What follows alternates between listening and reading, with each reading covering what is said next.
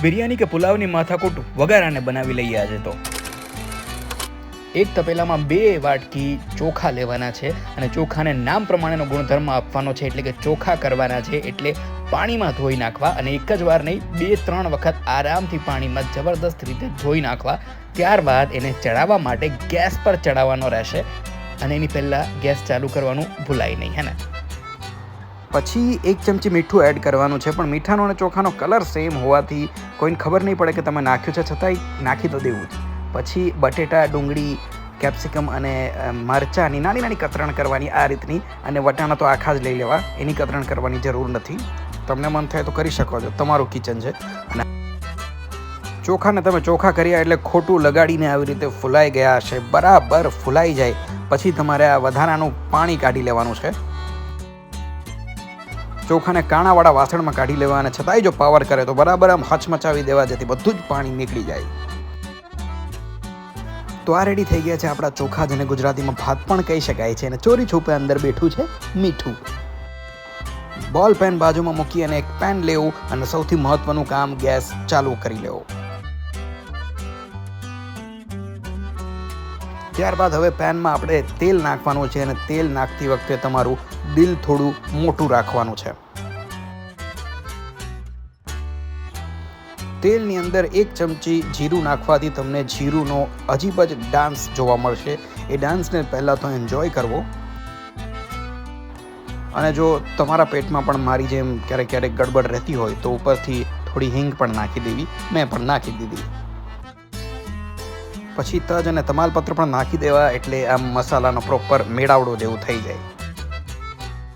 પછી જે 15-20 મિનિટ આપણે મહેનત કરી હતી શાકભાજી સમારવાની, એમાંથી જે નાના કાપેલા મરચાં છે ને, એને સૌથી પહેલાં તેલમાં નાખવા, અને તેલમાં નાખવાથી જ એ જબરદસ્ત ડાન્સ કરવા મળશે. અને ત્યારબાદ ડુંગળી પણ આપણે એવી જ રીતે નાખી લેવાની, જેથી આમ મેળાવડા જેવું તૈયાર થઈ જાય. એક પછી એક વસ્તુ નાખવી, જેથી શાકભાજી પોતે કન્ફ્યુઝ ના થાય. આપણું તો ઠીક કન્ફ્યુઝ જ રહેવાના છીએ.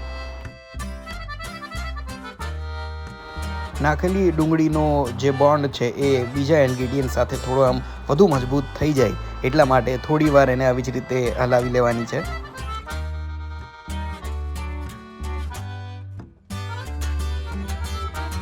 ડુંગળી પર થોડી સંગતની અસર થાય, એટલે કે થોડો એનો કલર બદલાય, ત્યારબાદ બીજા ઇન્ગ્રીડિયન્ટ્સ પણ આપણે એડ કરવાના છે, એટલે કે આ વટાણા, જેને મેં તો નથી સમારેલા, પણ તમારી મરજી. હવે વટાણાનો બોન્ડ બીજા ઇન્ગ્રીડિયન્ટ સાથે કેવો રહે છે એ તમે કેટલું મિક્સ કરો છો એના ઉપર છે. અને આ થોડુંક આવી રીતે મિક્સ કર્યા પછી આપણે જે બટેટા સમાર્યા હતા એ બટેટાને પણ અંદર એડ કરી દેવા, જેથી એક અલગ કલરનું ઇન્ગ્રીડિયન્ટ અંદર ભળી જાય. હવે બટેટાની ફ્રેન્ડશિપ બીજા ઇન્ગ્રીડિયન્ટ સાથે કેવી રહે છે એ ફરીથી તમે કેટલું એને મિક્સ કરો છો એના ઉપર છે. અને આ ઉપરથી ઢાંકણું ઢાંકવાનું પ્લીઝ ભૂલતા નહીં, કેમ કે કદાચ બટેટા ભાગી ના જાય જો એને ના ગમે તો. ઢાંકણું બ્લર થયા પછી મને એવું લાગે છે કે બટેટા બરાબર બફાઈ ગયા છે, છતાં પણ આપણે એમ આંધળો વિશ્વાસ કરવાનો નહીં. આવી રીતે થોડું ચેક કરી લેવાનું કે બટેટા બરાબર બફાણા છે કે નહીં. આ કરતી વખતે કદાચ તમને થોડું નિર્દય ફીલ થાય, પણ કરવું જરૂરી છે આ પ્રોપર વસ્તુને બનાવવા માટે. હવે થોડું કેપ્સિકમ એડ કરવાનું છે. નામ ભલે કેપ્સિકમ હોય, પણ તમારે કેપ્સી જ્યાદા એડ કરવાનું છે. પછી તમારો સારો સમય જોઈ અને સમાજને જે લાગે એ વસ્તુ નાખવાની છે. ટૂંકમાં કહું તો મરચું. તમને હલ્દી લાગી હોય કે ના લાગી હોય, અત્યારે આમાં તમારે હળદર નાખવી પડશે, અને ધાણા જીરું તો ઉપર ફ્રીમાં નાખી જ દેવું. ત્યારબાદ એક એવું ઇન્ગ્રીડિયન્ટ જેના નામ પ્રમાણેના ગુણધર્મ નથી, એટલે કે મીઠું હોય છે, ખારું પણ નામ મીઠું હોય છે. આટલી બધી વસ્તુ નાખી અને પ્રોપર મિક્સ કરી દેવું, જેથી એક દાણામાં આ બધી જ વસ્તુઓ એડ થઈ જાય. પ્રોપર ફ્રેન્ડશિપ થઈ જાય ત્યાં સુધી આમ પ્રોપર હલાવી રાખવાનું છે. અને શાકભાજી કદાચ થાકી ગયા હોય આટલા બધા લોકો સાથે એક જ દિવસમાં મળીને, તો ઉપરથી એને થોડું પાણી પણ પીવડાવી દેવાનું છે. થોડુંક જ પાણી નાખવું, બાકી તરવા મળશે. હવે ફરીથી એ જ રૂટીન કામ કરવાનું, મિક્સ કરવાનું. તમે ઈચ્છો તો મિક્સ કરવા માટે મશીન લઈ શકો છો, બાકી તમારે જાતે પણ કરી શકો છો. આપણે તો જાત મહેનત જિંદાબાદ, તો અમે તો આવી જ રીતે હલાવી રાખ્યું.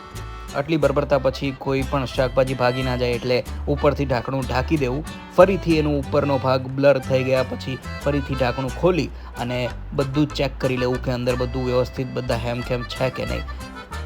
મિક્સ કરવાનું તો હવે તમને ટેવ પડી જ જશે, એટલે એ મારે કહેવું જ નહીં પડે તમને. ત્યારબાદ આપણે જે ચોખા બાફ્યા હતા અને એ બરાબર સૂકા થઈ ગયા હોય પછી એને એની અંદર એડ કરી દેવા. જ્યારે તમે ચોખાને એડ કરશો ત્યારબાદ એનો કલર થોડો બદલાઈ જશે. કલર બદલવાનો જે આર્ટ છે એ તો કોઈ ચોખા પાસેથી શીખે, અને ત્યારબાદ આટલું બધું મિક્સ કર્યા પછી તમને મિક્સ કરવાની ટેવ તો ઓલરેડી પડી જ ગઈ હશે. તો કાંઈ પણ નાખ્યા પછી આવી રીતે પ્રોપર મિક્સ કરતા જ રહેવું, અને ઓલમોસ્ટ તૈયાર છે આ આપણી વાનગી. હવે ફરીથી ઢાંકી દેશું જેથી કોઈ પણ ઇન્ગ્રીડિયન્ટ ભાગી ના જાય, અને ત્યારબાદ તમે જોઈ શકો છો કે જબરદસ્ત એક સરસ મજાની વાનગી તૈયાર થઈ ગઈ છે, જેને આપણે પુલાવ કહીએ અથવા તો વેજ બિરયાની કહીએ, એ તમારા ઉપર છે. તમે લાઇક, શેર, સબસ્ક્રાઈબ કરી નાખજો.